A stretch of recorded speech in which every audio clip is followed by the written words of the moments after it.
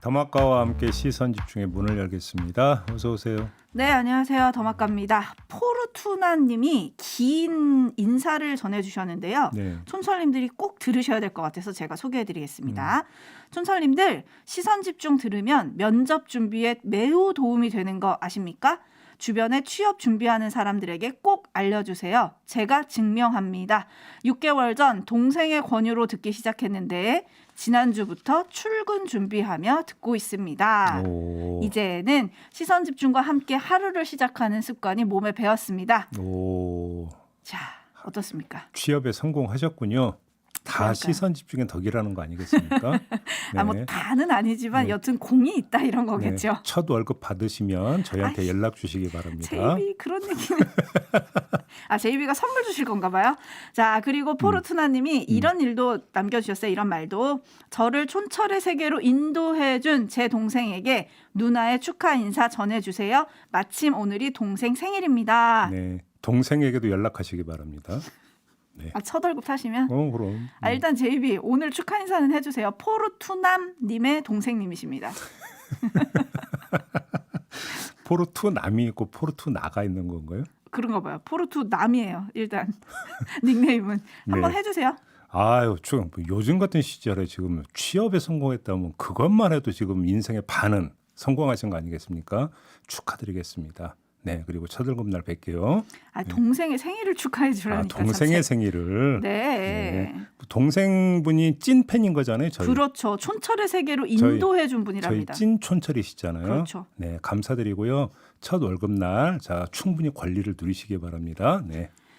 네, 축하드리겠습니다. 그리고 미니로 김명자님이 아이고 자고 일어나니 지진 피해가 눈덩이처럼 커졌네요. 라고 안타까움을 남겨주셨는데 그러게요. 정말 큰일입니다. 네, 우리도 지금 이제 긴급 구호대 보낸다는 거 아니겠습니까? 네, 이럴 때 정말로 필요한 게 17번 아니겠습니까? 그렇죠. 전 세계에서 조금씩이라도 어떤 도움의 손길을 내밀어서 한 명이라도 더 빨리 구조를 해야 되는 거니까 시간 싸움입니다. 정말 걱정이 이만저만이 아니고요. 어떻게 지금 저희가 지금 할 방법이 없습니다. 계속 관심 갖고 성원해드리고 응원해드리고 또 걱정한다라는 점을 좀 꼭 전해드리고 싶네요. 네. 네, 한 생명이라도 더 구할 수 있기를 기도하면서 제이비타임즈 오늘 주목할 뉴스들 챙겨드리겠습니다. 네. 오늘 주목할 첫 번째 뉴스 어떤 건가요?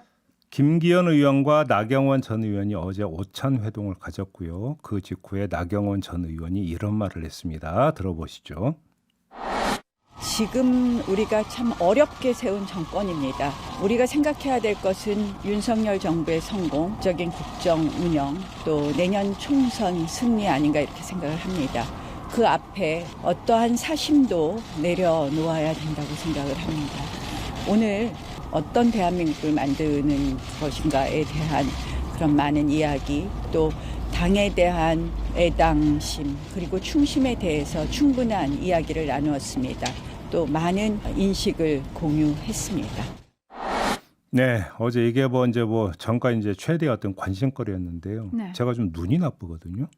제가 눈이 나빠서 못 봤는지 해서 여쭤보는 건데 나경원 전 의원이 바로 이 자리에서 웃는 모습 혹시 보셨어요? 아니요, 표정은 꽤 심각했습니다. 웃는 표정을 저만 못 본 게 아니죠.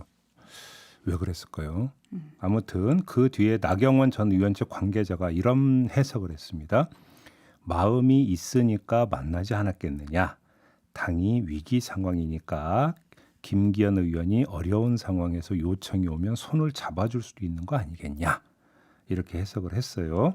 네, 김나연대 이런 말도 등장을 했던데 그래도 표정은 맑지 않았지만 지지 선언으로 읽어야 하는 거 아니겠습니까? 근데 제가 볼 땐 그게 문제예요. 지지 선언이라면 나경원 전 의원의 모습은 너무 소극적이었다. 그러니까 통상 윤석열 정부의 성공과 국민의힘의 총선 승리를 위해서 김기현 의원에게 힘을 보태주십시오. 보통 이런 식으로 나오지 않나요? 지지 선언을 한다면? 근데 이런 표현 없잖아요. 아주 명시적이고 해석의 여지를 남기지 않는 표현 없잖아요. 해석을 해야 되는 상황이 돼버렸잖아요. 왜 그랬을까요? 왜 해석에도 여지를 남겼고 관계자는 뒤이어 해석을 했을까요? 과연 그래서 이게 정말로 온전한 지지 선언일까 이런 생각을 해봤습니다. 근데 다들 지지 선언이라고 하니까 그냥 그렇게 이해를 하겠는데 그게 지지 선언이라 해도 이건 통 큰 그리고 전폭적 지지 선언이 아니라 마지못한 소극적 지지 선언이라고 성격 규정을 해야 될 것 같습니다. 근데 이렇게 성격 규정을 하면 2차 문제가 발생을 한다라는 겁니다. 어떤 문제가 발생을 합니까? 나경원 전 의원을 지지하던 표의 상당 부분이 안철수 의원으로 이동한 상태 아니겠습니까? 그리고 요 며칠 진행된 상황은 경상구도가 윤석열 대 안철수 이렇게 지금 짜여져서 오히려 안철수 의원의 존재감을 더욱 키우고 있는 상황이잖아요. 이런 상황에서 과연 안철수 의원 쪽으로 이동했던 나경원 전 의원 지지표가 다시 그러니까 유턴을 해가지고 김기현 의원에게로 이동을 할까요? 더구나 이런 소극적인 메시지로? 응? 더 근본적인 문제도 있는데요. 나경원 전 의원을 지지하던 표가 그냥 이거저거 다 떠나서 나경원 전 의원을 좋아해서 이른바 나경원 팬덤에 기초한 표입니까? 아니면 윤석열 대통령에 대한 반감 내지 문제의식에 기초한 표였습니까? 이게 중요한 거 아닌가요? 그 성질에 따라서 나경원 전 의원의 김기현 의원 지지 선언 영향력이 달라지는 거 아니겠어요? 근데 지금까지의 여러 정황을 종합해 볼 때 후자일 가능성이 높다는 거 아니겠습니까? 이러면 나경원 전 의원의 지지 선언 그 영향력은 그렇게 크지 않을 수도 있다. 이런 전망이 가능해지는 거죠. 오, 지금 마지막 댓글 닉네임을 쓰시는 분이 촌철님이 저 장면은 지지자들이 보면 오히려 자존심을 좀 팍팍 긁어버리는 거 아닐까요? 이런 지금 의견을 보내주셨는데 네. 지금 나경원 전 의원의 영향력이 제한적이다. 제이비가 이렇게 말씀을 하셨잖아요. 그렇게 보는 다른 뭐 주목거리도 있습니까? 자, 또 한 현상에 주목해보죠. 어제 안철수 당대표 지지 부산 울산 연대라고 하는 당원 모임이 부산에서 기자회견을 갖고 내년 총선에서 승리할 수 있으며 당내 화합을 이끌 수 있는 지도자, 국가의 미래를 걱정하면서 바로 윤심의 힘을 보탤 수 있는 지도자인 안철수 후보를 당대표로 지지해달라 이렇게 호소를 했어요. 자, 여기에 주목하는 이유가 있는데요.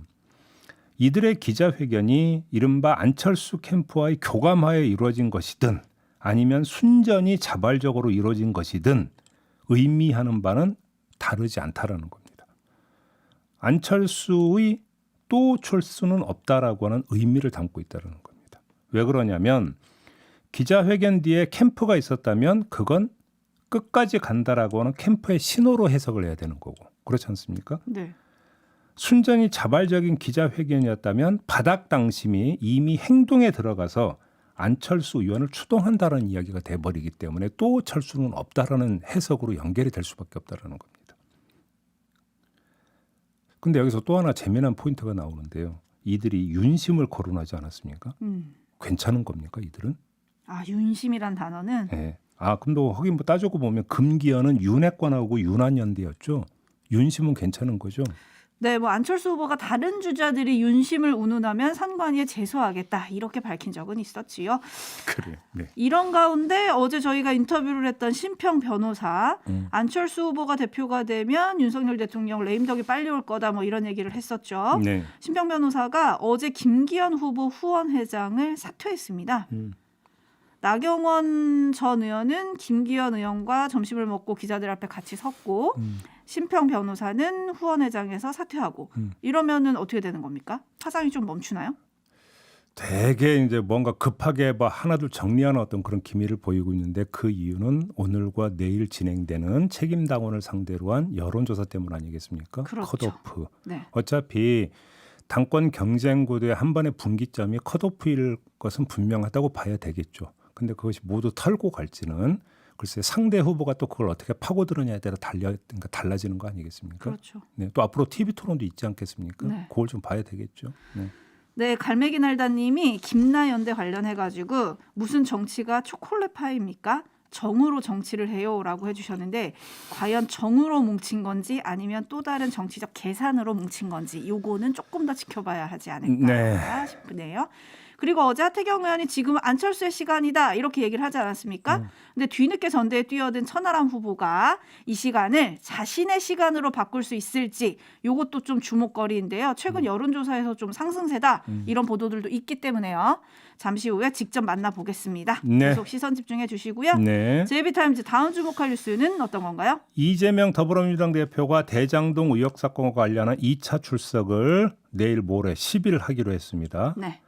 근데 딱 이게 발표가 되자마자 검찰은 백현동 개발사업 특혜 의혹과 관련해서 성남시청과 성남도시개발공사 등 40여 곳에서 압수수색을 벌였습니다.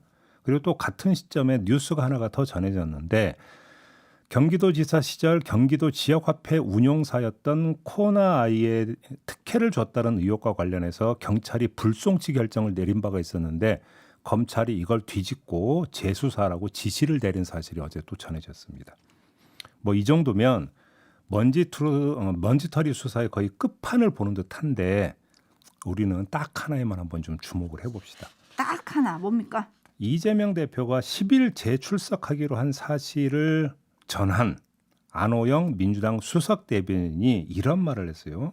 한 구절 그대로 읽어드리면 이재명 대표는 주중에는 당무와 국정에 집중해야 하므로 주말에 출석하고자 한다는 입장을 검찰에 수차례 전달했지만 검찰은 주중 출석을 강경하게 고집했다.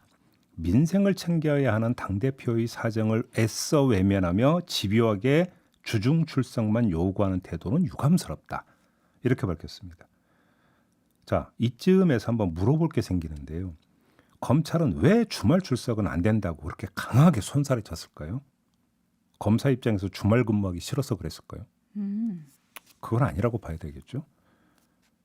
자, 다른 이유가 있을 수 있을 것 같은데 안호영 수석 대변인은 민생 외면이라고 했지만 정반대. 검찰이 어느 한 지점에 시선 집중을 한 결과일 수도 있다. 오호. 이런 해석도 나올 수 있을 것 같습니다. 그러면은 무엇에 시선 집중을 했다는 겁니까? 바로 이날 10일에 뭐가 있습니까? 도이치모터스 1심 판결이 나옵니다. 그렇죠. 그 내용이 김건희 여사를 사실상의 공범으로 판단하는 것이든 정반대로 김건희 여사의 무관함을 시사하는 내용이든 간에 파장과 논란은 엄청 클 수밖에 없습니다. 네. 바로 이날에 이재명 대표가 검찰에 재출석해서 조사를 받으면 국민의 시선은 분산되지 않겠습니까? 이슈도 다른 이슈에 섞여서 밀리지 않겠습니까? 자, 비단 그날만이 아닙니다. 2차 출석 이후에는 구속영장 청구가 이슈가 될 게 뻔한데 이러면 그 이튿날에도 또 그 다음 날에도 양상은 비슷해지지 않겠습니까? 검찰이 도이치모터스에 시선 집중을 한 결과 시선 분산의 방책을 찾아낸 게 바로 출석 날짜 아니냐. 이런 해석도 해볼 수 있을 것 같습니다. 자, 그러면 민주당은 왜 이걸 받았을까? 이것도 함께 봐야 되는 거 아니겠습니까? 왜 그랬을까요? 그러니까 물론 안호영 수석 대변인의 이제 그 주장에 따르면 한사코 이제 주중에는 민생에 집중해야 되니까 주말에 출석하겠다고 여러 차례 했는데도 검찰이 안 받아들여서 어쩔 수 없었다. 지금 이런 거잖아요. 혹시라도 역으로 이재명 대표의 재출석 주목 효과를 도이치로 분산시키려고 결국 받아들인 거 아니냐라는 이런 해석도 역으로 성립이 될 수가 있겠죠. 근데 이런 것이었다면 안호영 수석 대변인이 먼저 저렇게 이야기를 했을까라고 하는 점도 봐야 될 것 같은데 아무튼 그것은 우리 촌철님들의 계산에 맡기도록 그냥 판단에 맡기도록 하겠고요. 도이치모터스 이야기가 나왔으니까 하나만 더 짧게 추가를 해드리면 어제 국회에서 벌어진 장면 가운데 하나가 한덕수 총리와 야당 의원들 사이에서 지난해 1월 김건희 여사가 검찰과 소환에 불응했느냐 안 했느냐를 가지고 실랑이가 있었습니다. 뭐 보셨을 텐데요. 나중에 소환 통보 자체가 없었다. 뭐 이제 한덕수 총리는 이렇게 이제 밝혔는데 이 과정에서 한덕수 총리가 어떤 말을 한 적이 있냐면 왜 검찰 소환에 분과 소환 통보에 불응했는가라는 야당 의원의 질의에 소환 불응은 일반 국민이 가지는 하나의 자기 방어권 아니겠느냐. 이렇게 대답을 한 적이 있었거든요. 네. 제가 이걸 듣고 제 귀를 의심을 했는데 일반 국민이 검찰이 소환 통보에 불응을 하면 체포되거나 수배되거나 더 나아가서 도주의 우려가 있다고 해서 구속되지 자기 방어권 대한민국의 헌법과 법률이 보장하는 자기 방어권으로 해석해서 네 그러면 나오지 마세요라고 하는 검찰은 없다. 이 말씀은 꼭 드리고 싶습니다. 네, 그런 일이 또 있었군요. 네. 근데 지금 이번 이재명 대표의 검찰 소환이 대장동 관련해서 2차 소환이잖아요. 네. 검찰의 질문 이번에 어디에 집중할 거냐? 뭐 언론들이 또 이걸 또 많이 쓰고 있더라고요. 근데 제가 볼 때는 이건 별로 뭐 집중하고 말 것도 없는 게 검찰은 그냥 일방적으로 묻고 또 이재명 대표는 그러니까 저기 답변서 이렇게 가름한다 또 이렇게 나오지 않겠습니까? 그렇죠. 뭐 방어권을 적극 행사한다 이런 네. 방침을 내놨죠. 이건 방어권이 맞죠. 어허. 이건 방어권이 맞습니다. 한덕수 총리가 말한 방어권과 이 방어권. 이건 다릅니다. 네. 알겠습니다. 뉴스와 분석이 함께하는 JB타임즈. 저희가 자랑하는 정신은 크게 두 가지입니다. 뾰족 정신과 삐딱선 정신. 그리고 하나가 더 있습니다. 그건 바로 끈질김인데요. 이 끈질긴 레이더망에 걸린 인물이 있어요? 12구 참사 유족 등에 대한 막말로 형식적으로는 출석 정지 30일, 내용적으로는 유급 휴가 30일의 처분을 받았던 그 주인공 김미나 창원시 의원 기억하시죠? 기억하죠. 이 사람이 한때 폐쇄했던 SNS 계정을 최근에 복구를 했다고 하는데요. 그리고 나서 한상현 더불어민주당 경남도당 대변인이 폭로한 내용이 어제 보도를 탔습니다. 창원시 의회 게시판에 지난 3일에 올라온 글의 내용이라고 하는데 한 시민이 김미나 의원의 막말을 따지니까 김미나 의원이 이렇게 답변을 했다라는 건데요. 그대로 읽어드리면 꼴값하네. 그딴 막말? 막말이 뭔지도 모르냐? 어떤 말이 막말이냐? 진짜 막말 못 들어봤구나. 막말만 듣고 자란 게 순진한 척하고 있네. 요런 대답이었다고 합니다. 이걸 지금 김미나 창원시 의원이 한 시민한테 보냈다는 거죠? 그러니까 이게 물론 이제 게시판에 올라온 그러니까 그 시민이 올린 경험담이기 때문에 검증은 필요합니다만. 끝이 참 없네요. 또 공인임을 깜빡했습니다. 이러시려나? 김미나 의원의 이런 말에 대거리 하고 싶은 생각이 1도 없습니다. 대거리를 하면 제가 양치질에다가 가글까지 해야 되기 때문에 그런 수고로움을 피하기 위해서 대거리는 하지 않겠고요. 다만 이것만 지적을 하겠습니다. 창원시 의회 국민의힘 의원들이 제명 안건을 부결시키고 출석 정지 30일로 징계를 낮춘 주된 이유가 뭐였습니까? 잘못을 인정하고 뉘우치고 있는 점을 고려했다는 것이었습니다. 그런데 그게 전혀 아니라고 하는 게 이 지금 게시판에 올라왔다는 한 시민의 경험담에 그대로 담겨 있는 거 아니겠습니까? 그러면 출석 정지 30일의 어떤 처분은 정당한 처분이었을까요? 하지만 지나간 버스라는 거 저도 압니다. 일사부재의 원칙에 따라서 어떻게 되돌릴 수 없을 겁니다. 하지만 또 하나가 있습니다. 김미나 의원이 정말로 시민에게 이렇게 폭언을 하고 막말을 한 게 사실로 밝혀진다면 이건 별도의 사안이 됩니다.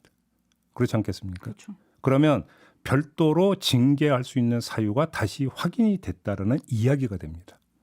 창원시 의회 이 문제에 대해서 어떻게 처리할 겁니까? 답변을 듣고 싶습니다.